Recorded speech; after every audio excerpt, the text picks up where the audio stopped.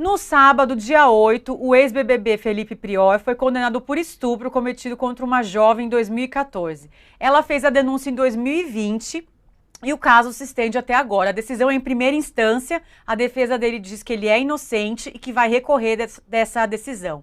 A gente deu essa notícia em primeira mão aqui em Universa e vamos te trazer uma outra informação. Ele é investigado por mais 3 denúncias de estupro. Uma já é uma ação penal, o que significa que já está na justiça, ele já é réu. As outras 2 ainda estão na fase da investigação de polícia, então aí, no decorrer aí dessa investigação, pode ir para a justiça também. Aí ele vai responder em liberdade essa decisão de agora, pena de 6 anos, para o regime semiaberto. E ó, gente, eu quero deixar claro aqui que eu não tô dizendo que ele é culpado, quem diz isso é a justiça, não tô condenando ninguém, mas com uma condenação e outros 3 casos correndo de mulheres que relatam as mesmas ações, essa questão da agressão, os 4 casos, né? As mulheres dos 4 casos citam isso, elas não se conheciam, elas detalham aí a mesma prática e ele ainda é visto como ídolo. Complicado isso, né, Sema?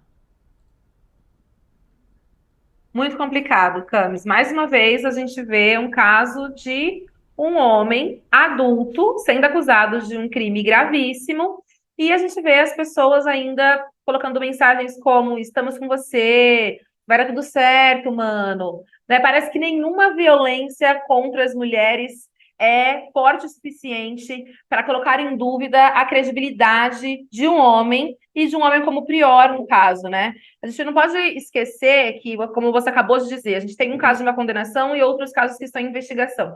Mas os testemunhos são muito parecidos, né? Após uma negativa, ficou violento, agrediu. Então, as histórias, elas estão coerentes. Eu acho que a gente precisa sempre colocar de volta aqui para o nosso público, para conversar com quem está assistindo a gente, o porquê a declaração e o relato das mulheres é tão questionado, né? É tão colocado em dúvida, a ponto da gente, muitas vezes, defender indiscriminadamente os homens, sempre relegando as mulheres o lugar da descredibilidade e aos homens o lugar do injustiçado. Eu acho que o pior é mais um caso. A gente vê em outros casos, às vezes, de violências que não têm este mesmo tamanho, inclusive não se trata de uma violência sexual, às vezes é só uma exposição, como foi o caso do Neymar, e ele foi amplamente também acolhido e apoiado. Então, do mínimo tipo de violência até as coisas mais graves, a gente ainda vê uma condescendência muito grande com os homens. A gente precisa questionar isso, né, Camis?